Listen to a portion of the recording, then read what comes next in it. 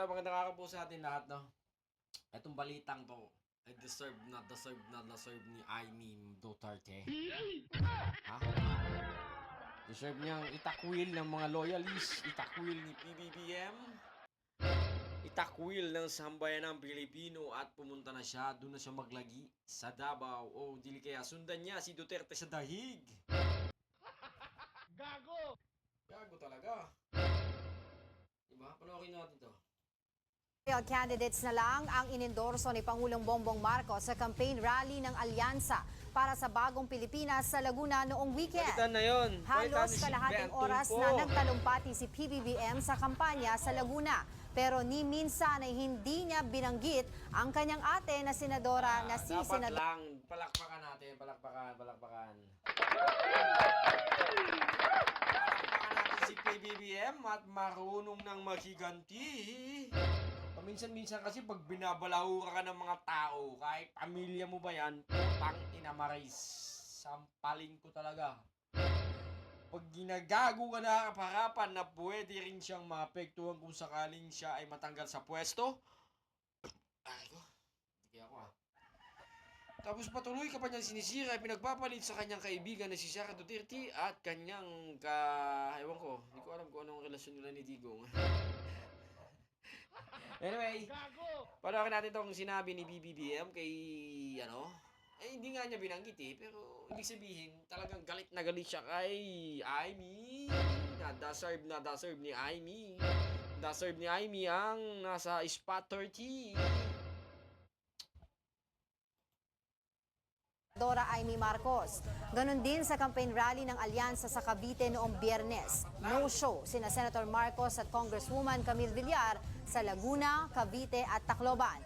Pero nabanggit kahit paano ni PBBM si Villar. Ito ang ikalawang leg ng campaign rally ng Alyansa para sa Bagong Pilipinas sa vote-rich region ng Calabarzon. Magkaisa po tayo sa ating alyansa.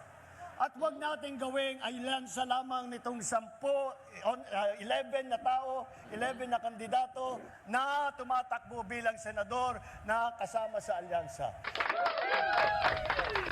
Sabi naman ni Senadora Aimee Marcos, ayos lang. Ayan talagang literal na wala siyang tiwala sa kanyang kapatid. Animal na babaeng to.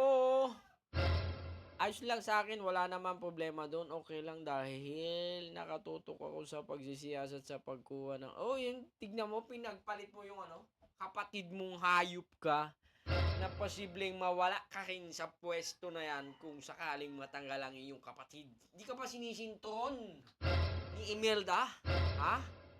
Imelda, sintronin mo nga tong anak mo. Gago! Inang hayop na yan. Tingnan mo.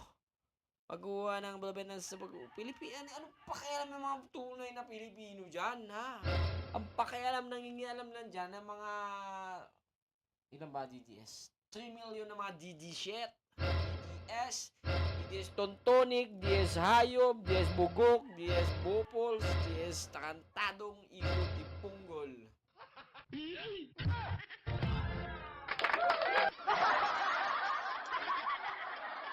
At wala itong problema sa kanya. Puta, pagtanggol sa ating soberanya.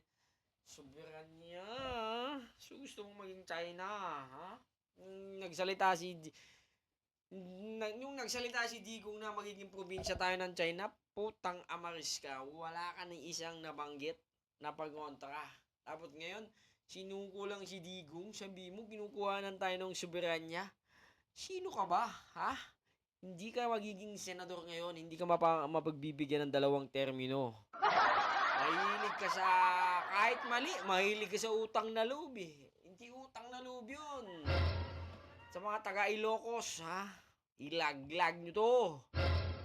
Wala namang kwenta to Wala nga nagawang bilang gobernador to ng Ilocos Laging absent, laging wala sa mga pagtitipon, laging... kumbaga, si Aimee kasi, meron siyang sariling utak. Utak na tantonik, utak na makaluma, utak na may sayad.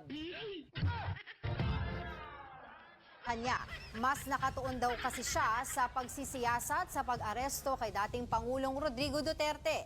Uunahin daw muna niyang ipagtanggol ang soberanya kaysa politika at kampanya. Ayan ha. Narinig nyo ha. Narinig nyo. 11 senatorial candidates na lang ang inendorso sa pagsisiyasat sa Nabasa nyo ha, narinig nyo ha.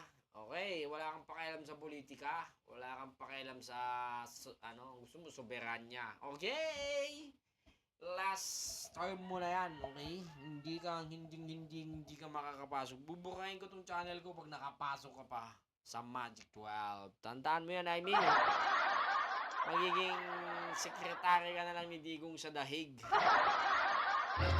Ilaglag nyo si Aimee. Ilaglag.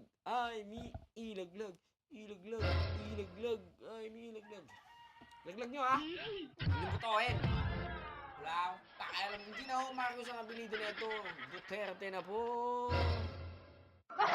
Dapat to, adapin na to ng adapin na to ng PDP.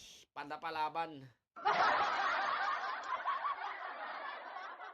Padapa na siya eh. Tanginang hayop na to. Ina, Aimee. Yawa ka.